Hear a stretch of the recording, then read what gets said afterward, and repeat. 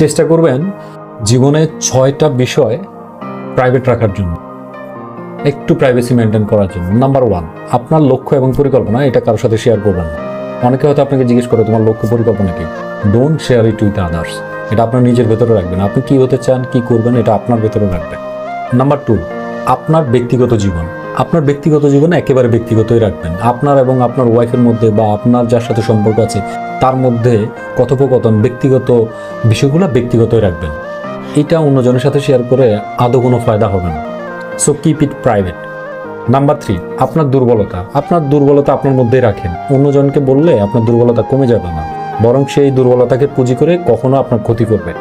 Number 4, পারিবারিক সমস্যা। এটা কারোর সাথে শেয়ার করবেন না।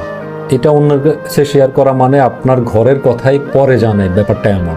এটা আখেরি কোনো কাজে আসবে না আপনার, বরং আপনার পরিবারেরই অমঙ্গল হবে। সো নিজেদের মধ্যে কোনো প্রবলেম থাকলে নিজেরা সলভ আউট করার চেষ্টা করবেন।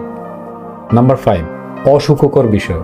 ধরেন আপনি কোনো বিষয়ে ভালো নেই, খারাপ আছেন, এটা অন্যজনের কাছে বলার কিছু নাই।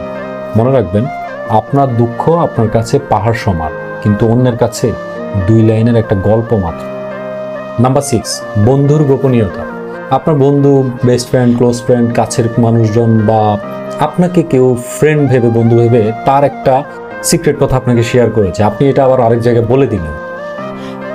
এটা আপনি অপরাধের শামিল যদি এটা করে থাকেন।